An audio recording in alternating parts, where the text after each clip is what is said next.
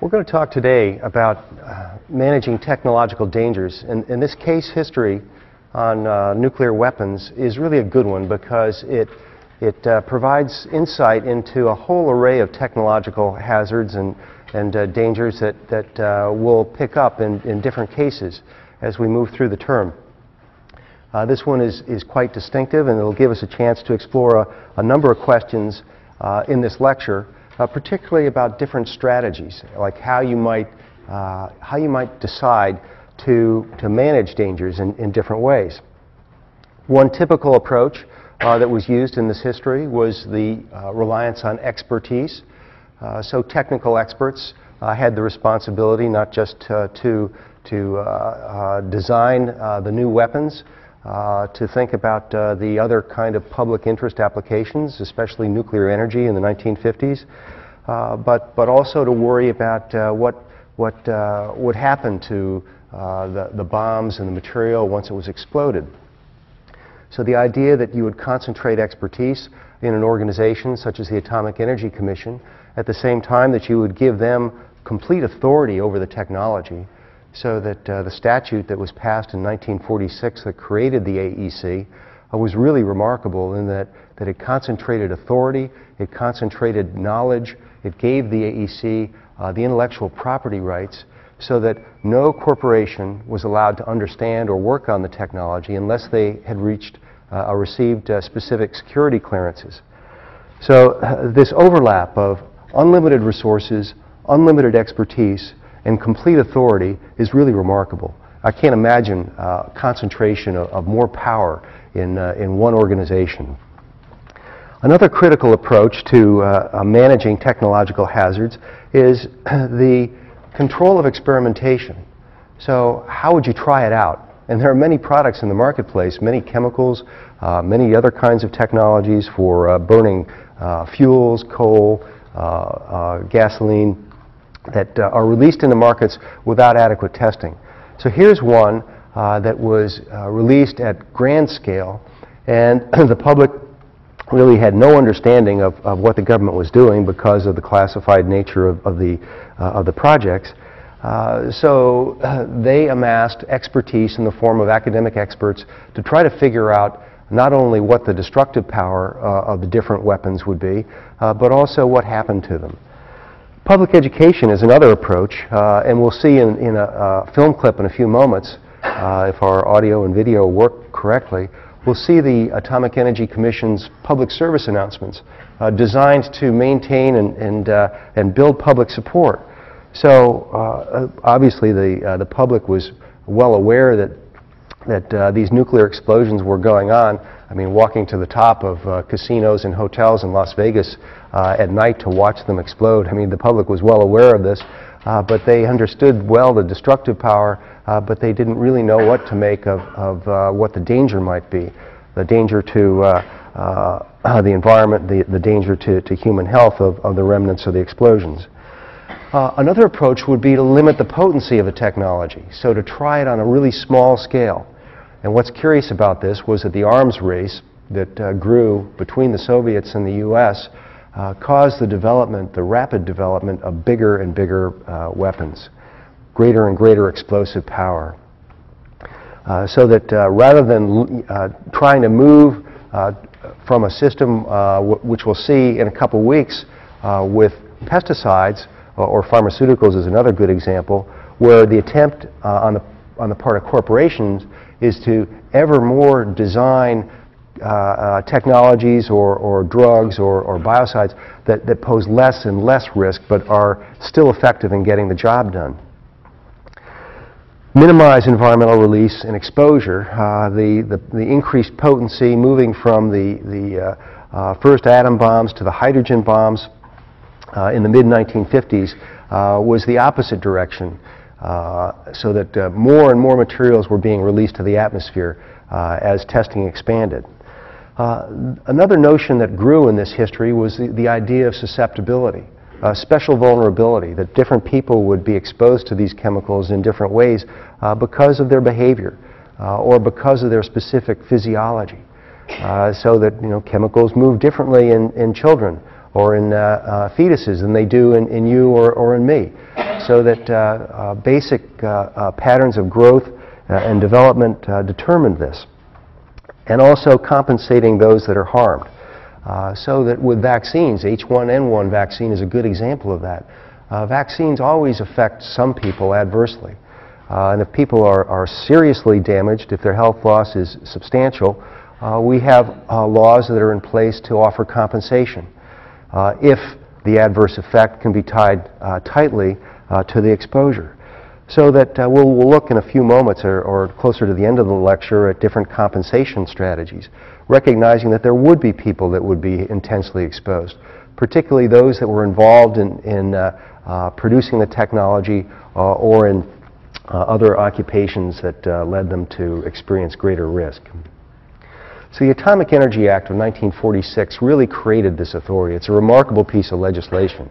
And there are very few other pieces of law that I can point to that would give such power to an organization. So it created a 5-member Atomic Energy Commission that was assigned the responsibility to manage the technology, and this gradually evolved into the Department of Energy, which we have today. So I'm going to try to show you a couple film clips here. So hopefully this will pick up on the effects of radiation and fallout.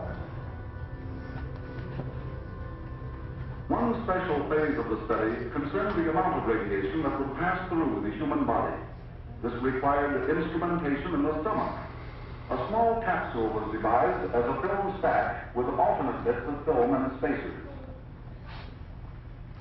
Secured with a string and paraffin coated, the capsule is swallowed.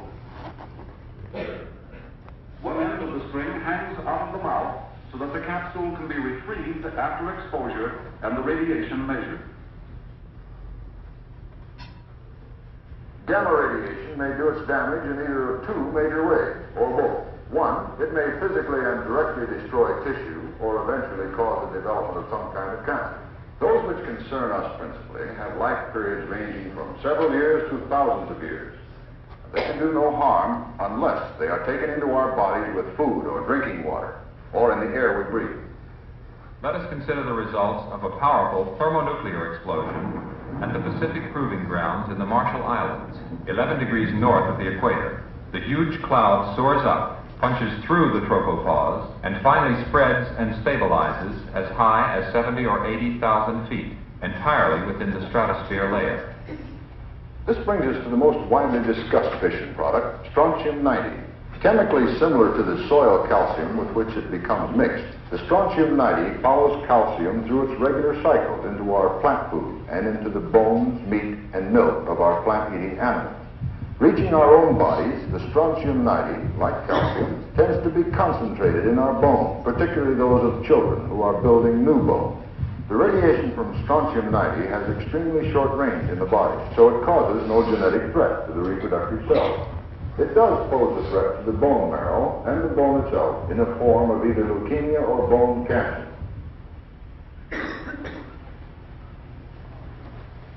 If this should happen, it would be a tragic thing for those injured, no matter how small the number. Whether these statistically very few casualties can be justified is a personal value judgment outside the scope of this report. Each citizen must make his or her own evaluation.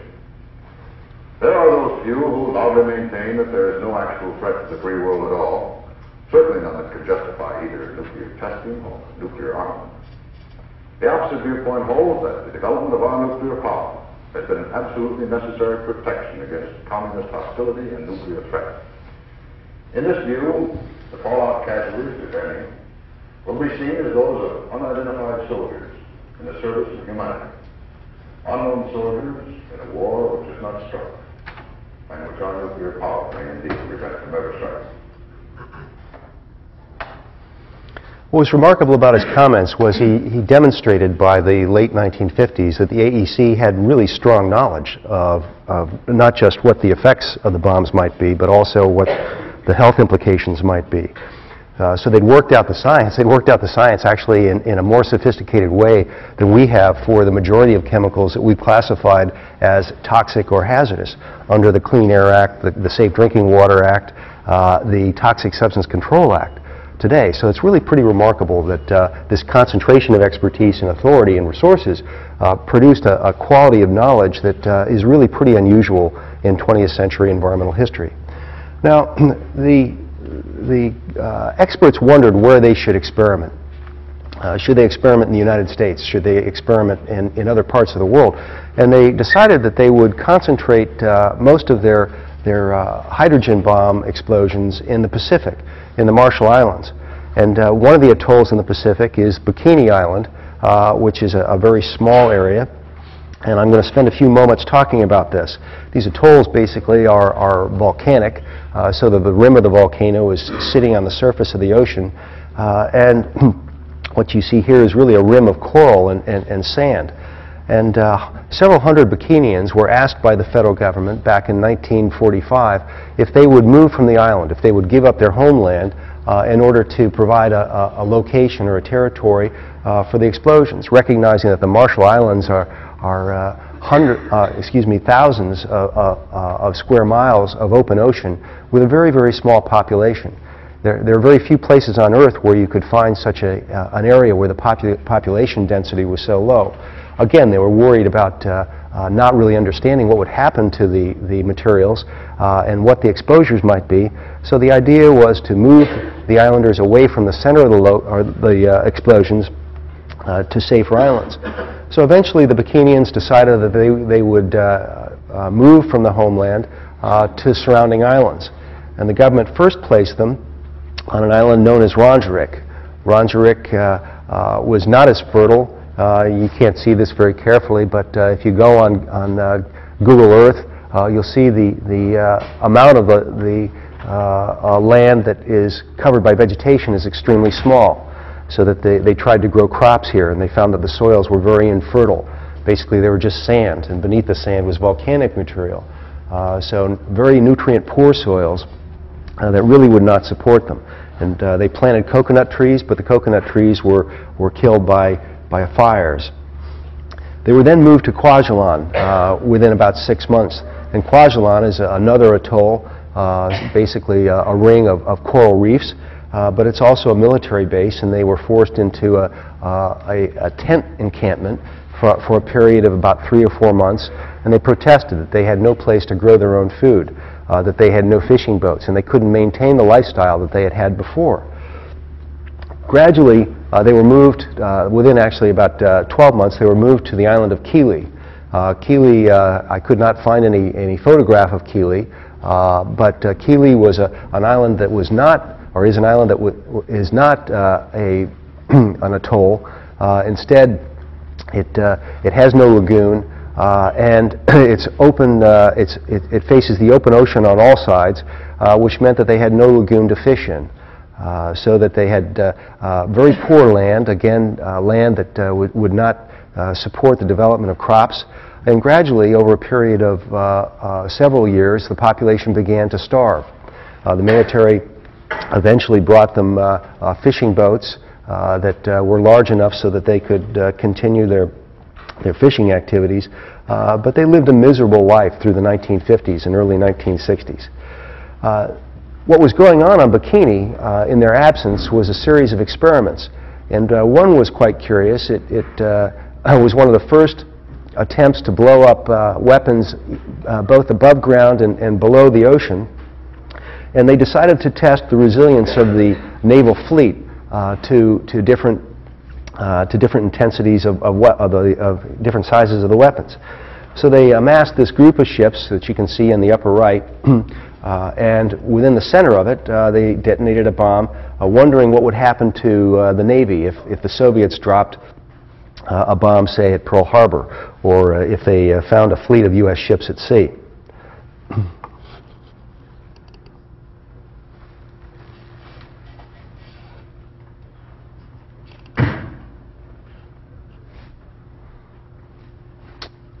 Hello.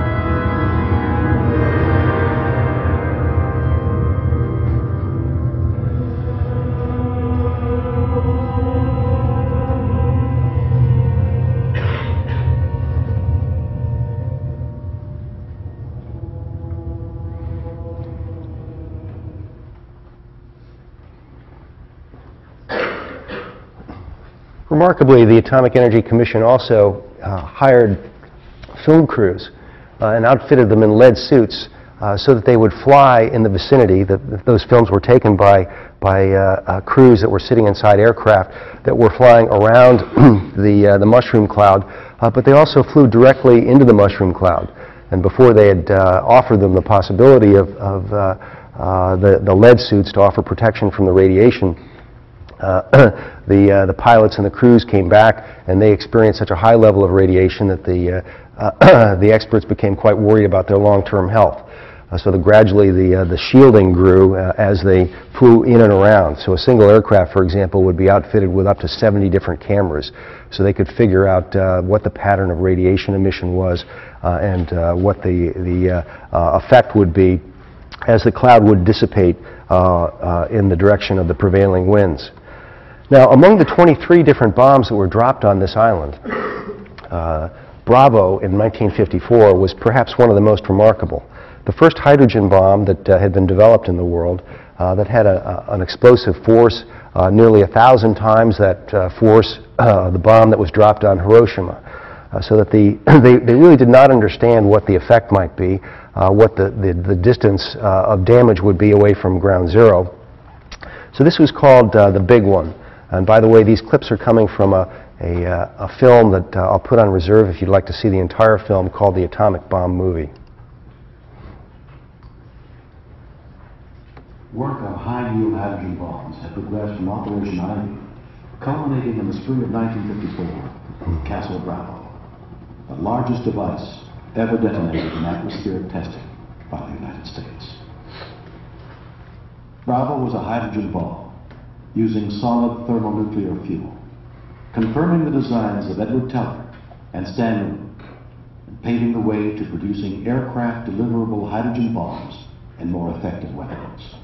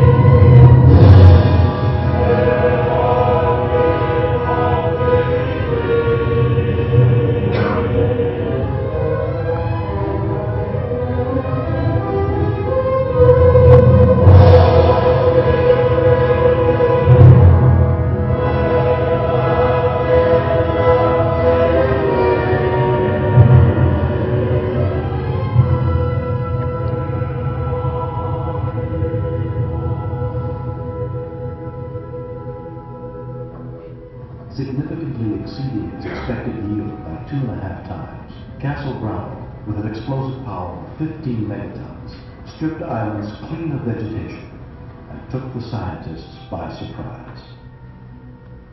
The huge explosion released large quantities of radioactive debris into the atmosphere.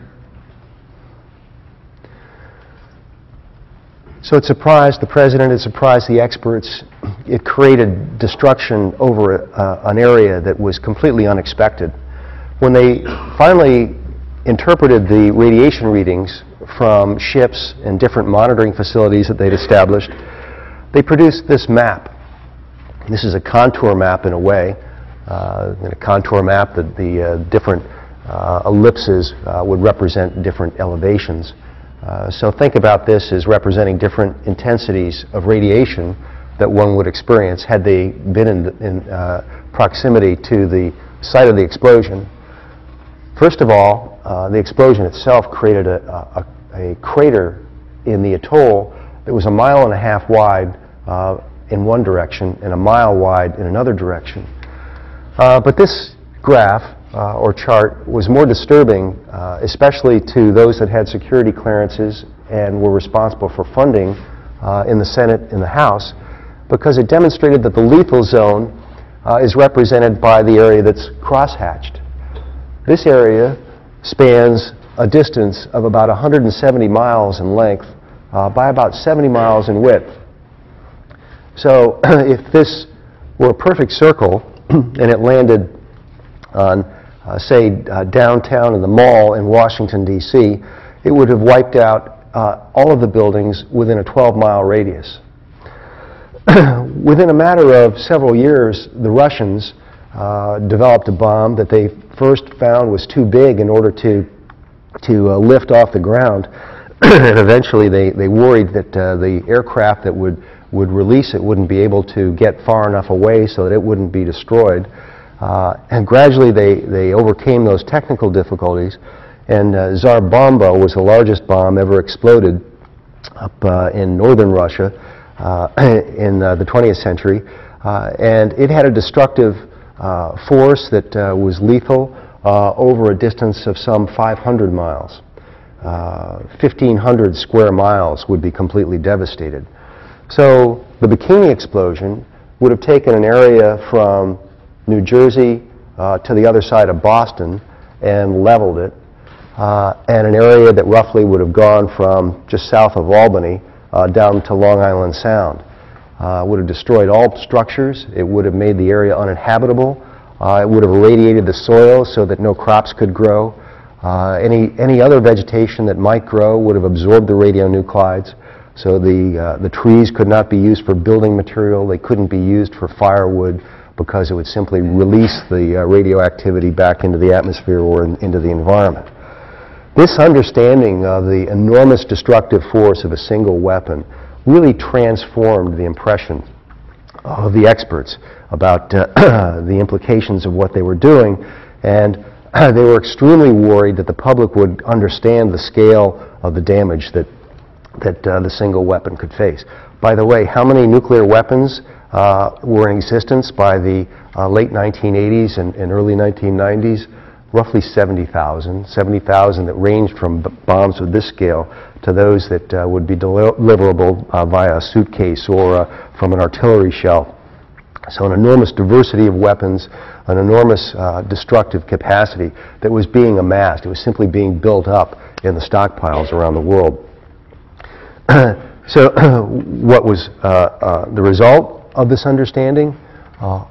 More classification of information, more secrecy, more worry about how to tell a story, to develop a narrative advantage, to be able to persuade the public that continued testing was important, and that in order to prevent the Soviets from believing that they could survive a first strike, that we would build more weapons and bigger weapons. Now, what about the island itself? What about the environmental implications of 23 different tests on a South Pacific or a Pacific atoll such as this? Well, you saw what happened to the coconut trees. All of the fronds were blown off it, all the coconuts were blown off it, all the bark, the exterior bark was burned off of it. Well, the government decided that, well, we'll just go back and we'll cut all those trees and we'll plant new ones. So they planted 50,000 new coconut trees on the island. They then said, well, you know, we know that the soils are still highly radioactive. Well, we'll go in and we'll scrape all those soils off. and will bring in soil from other islands so that they will have the potential once again to grow new crops. So they're thinking about, well, in the film clip you saw a few minutes ago, you saw the Atomic Energy Commission official saying that they understood what the key routes of exposure might be, and those were via air, via food, and via drinking water, or by dermal uptake through the skin. Now those are the 4 routes of exposure that we would think about today if we were wondering about the risk or the hazards of any technology. What's the route of exposure? Is it by air? Is it by food? Is it by inhalation? Is it by dermal uptake? These are all ways that chemicals can get in your body. So understanding their persistence in vegetation, their pattern of accumulation in different kinds of foods, did the compounds make their way into drinking water, and what would be their persistence? What would be their ecological pathways? How would they move through the environment? And what would the long-term threat be? So here's an example. After planting 50,000 coconut trees, they found no hint that there would be a problem with the coconuts, the vegetables, and the water. This was as late as early 1978. So they faced this problem. How do we persuade the public that this dangerous technology was worth developing, that it made sense to continue the funding and continue the testing, based on the argument that we have to understand how we might be able to survive a nuclear attack, but also that the Russians need to understand that they could not possibly initiate a nuclear attack without committing suicide. So they developed a variety of different public service announcements, and I'm going to show you one of those now that's entitled Common Sense.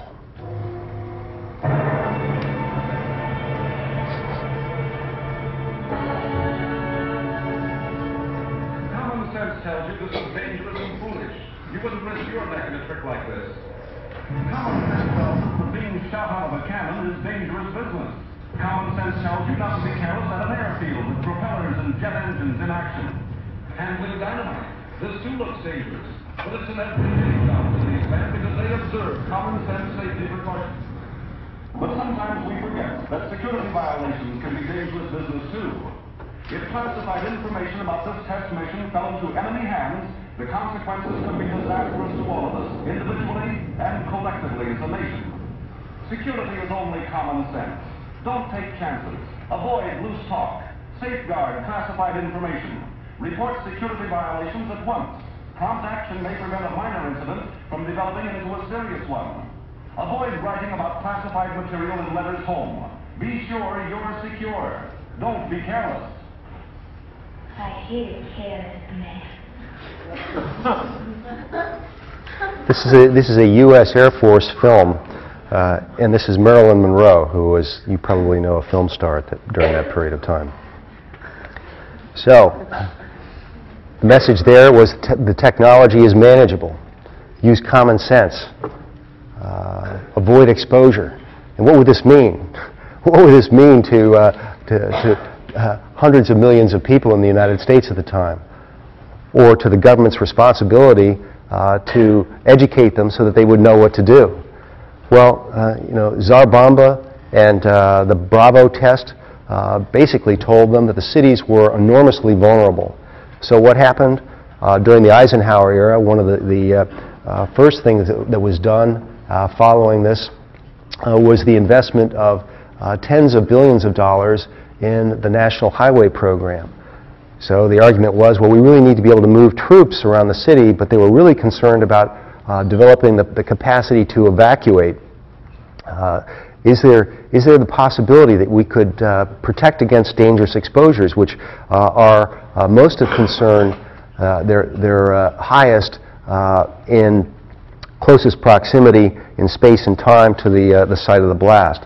So if we could warn people via sirens, via radio announcements, if we could tell people what they need to do in the event that we detected an attack, that would help them. So not only did they build hundreds of thousands of miles of highways in the United States in the hope that evacuations might work, but they also developed evacuation drills. And I don't have a shot of duck and cover, but ask your parents about duck and cover. They probably remember being told that an emergency drill was going to be held in the school. All the children are now required to get down on their hands and knees and duck underneath their desks and cover their head. In fact, there's a cute little song that I almost developed the courage to sing to you called Duck and Cover, but I'm going to resist doing that. The idea that ducking and covering beneath your school desk would offer you sufficient protection against exposure and the damage of collapsing buildings is quite ridiculous. But it was part of their approach. It was part of their persuasive strategy to convince the public that they could take precautions. They could get themselves into the subway. They could build the fallout shelters and store it with food and water and offer themselves protection until the bulk of the radiation had blown away. Well, you know, we've had quite a bit of experience with evacuation drills, and a couple that you may recall would include Hurricane Katrina. Hurricane Katrina found people sitting on the highway stalled trying to leave southern Louisiana and parts of Texas and also other parts of the Gulf Coast, so that moving people out of a city, even despite having an interstate highway system, is much more difficult than anyone could possibly imagine. And these are a bit out of order, but I wanted to come back and show you this notice. Back in 2005, the Connecticut State Police ordered an evacuation of the state. There was no stated purpose, but this aired on the radio and it was out on the internet that an evacuation of the cities was called for, and it was an error. It was an electronic signal that had been tripped. And what was the public's response to the evacuation request and the warning? Nothing. They didn't even receive one phone call. So that the public is quite actually resistant to rings of the alarm. So although the Bikinians were promised that only 1 or 2 tests would be conducted on their island back in 1945, more nuclear energy was released on this one site than at any other site in history, so that the cumulative force of bombs that exploded there was nearly 4 times the energy released over almost 1,000 tests conducted at the Nevada test site. So this was labeled the most contaminated site in the world, and at the same time President Johnson was feeling great pressure to clean up the island and to basically remove the radioactive sands and soils, to restore the vegetation, to try to figure out whether or not a fisheries might be viable, so that the population could return to the island. So 1 decade after the bombing ceased, President Johnson gave the okay for the Bikinians to return to their homeland. Now, during the next decade, scientists continued to work, particularly at the Brookhaven National Laboratory on Long Island, and reported back to the House and Senate. And here's an example that the House Appropriations Committee heard reports from these scientists in 1973 that the cesium-137 concentrations were 10 times higher than the 1970 levels. Cesium is measured in their urine. It's an easy radionuclide to detect. And it was attributed to the foods that were grown on the island. So during the period when they were restoring the soils and they were trying to figure out which crops they could grow, they were often importing food. But as they grew more and more food on the island, they found that the plants that they had chosen were drawing the radionuclides from the soils and from the underground waters. So they decided, oh, well, perhaps our surveillance was not sufficient enough. Our sampling strategy didn't pick up the fact that the underlying aquifers were contaminated, or that the soil concentrations were higher than were originally estimated. And they found that they had scraped the topsoil off, but they had not gone deeply enough, and that some of the plants were drawing water up from a distance that included sands and organic matter that had absorbed significant concentrations. So that by 1978, the body burdens exceeded the maximum permissible level, according to the National Institute of Health. They took the islanders off the island again, and they were returned to the island of Keeley, the one that has no coral reef surrounding that was open to pounding surf. So they were allowed to stay there for a year. There were conflicting interpretations of the evidence that was available, and we'll find this again and again through the 20th century with respect to air quality, arguments over how much inhalation of an air pollutant is okay, or how much of a drinking water contaminant is okay, or how much of a pesticide residue in food is okay. You find that often the government or the purveyor of the dangerous technology will make an argument, well, you know what, let's average the risk. So the Nuclear Regulatory Commission reduced its radiation dose estimate of the inhabitants by averaging the exposure to the population. So Rosalie Bertell from the Nuclear Regulatory Commission protested to this, arguing this is like telling one smoking member of a family his or her risk of lung cancer is lowered if the other non-smoking members of the family are included and an average risk is given. It's scientifically ridiculous as an approach to public health. So this idea of averaging risk across people, when you have some people that would be more exposed than others, some people would have a diet that might be high in coconut milk, and during periods of drought throughout the Marshall Islands in the Pacific, it's pretty well known that the islanders stayed hydrated by drinking more and more coconut milk. Coconut milk happens to be loaded with saturated fats, so the saturated fats were very effective in binding on to some of the radionuclides, and that explained why the drought was correlated with an increase in the body concentration of some of the compounds. So the idea of averaging that across the entire population, across space and time, made no sense. By 1999, the Government Accounting Office is what it used to be called. By the way, that's now the Government Accountability Office, if you ever are searching for it, and it's a great site to look at for critical evaluations of government activities, and particularly with respect to environmental and health problems associated with dangerous technologies. That's Government Accountability Office. They argued for restricted access, and that if the return of the former residents occurred, that it would expose them to dangerous levels of radiation, despite the fact that they'd spent $100 million trying to restore the site.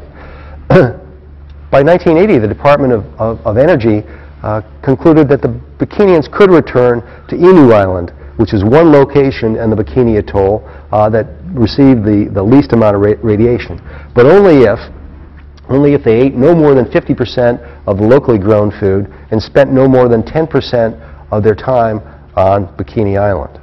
So this idea that they could adjust their behavior in a way that would reduce their exposure is a very interesting one. One of the islanders, Pero Joel, in 1989, reflected on the second exodus from the island, saying, finally, the Americans and the scientists came back a few years later saying that we had to leave again. They said we'd ingested too much poison and that it wasn't safe to live on Bikini anymore. And we didn't care at this point because we'd already started to get that hopeless feeling again, though because we all wanted to stay on Bikini, we did explore all possibilities in an attempt to find a way out of this problem. We kept thinking the Americans first told us it was safe to live here, then they changed their minds and some rules for us to follow. Now they're telling us to leave, and should we go? So they were constantly being manipulated by estimates of what was risky and what was safe, and gradually this became the site of extended epidemiological studies of the health, very carefully correlated with measurements of nuclides in their body. The quality of this science is really extraordinary. Again, it's exemplary in the 20th century. And they found that thyroid disease on the islands that experienced the greatest fallout was excessive. More than a third of all the residents had thyroid disease on Rongelap. Rongelap was an island that, following the Bravo test, that thermonuclear explosion, the hydrogen bomb, they hadn't expected that the ash would reach Rongelap, but the ash fell out of the sky like it was snow. And the children were described as running along the beach, picking up the snow and throwing it over their heads, eating it and rubbing it into their skin. And it didn't take long before they realized that something was terribly awry, and their skin started to burn. They became nauseous and vomited because of their radiation poisoning. Then they lost their hair. so that the combination of exposure to strontium that lodges in the bone to the iodine 131 that lodges in the thyroid eventually led to this thyroid disease. So what are the remedies? What are the remedies for a population such as this? Well, we'll come back to this when we get back together on Thursday, but litigation is one. Litigation is a really difficult approach because of the amount of time it normally takes, but also the amount of funding that it would take, and litigation that would be brought against the United States government would be fought intensively. So that it's not uncommon for litigation to span a period of time, including a decade. Financial compensation. Financial compensation to those that can demonstrate that they had their property taken away, that they had their livelihoods taken away, or that they lost their health. Financial support.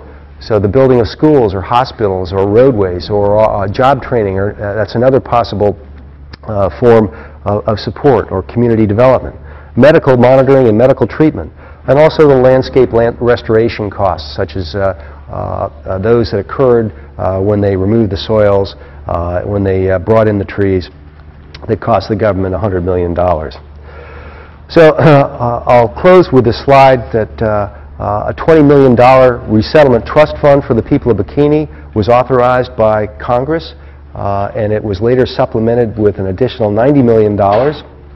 And these were used for the construction and resettlement of the Bikinians to live on Kili Island and another atoll nearby. And a fiscal year budget now ranges between about $7 million and $10 million that's going into this community that originally was only several hundred people in size. So we'll come back to this again on Thursday. And once again, my apologies for being late today.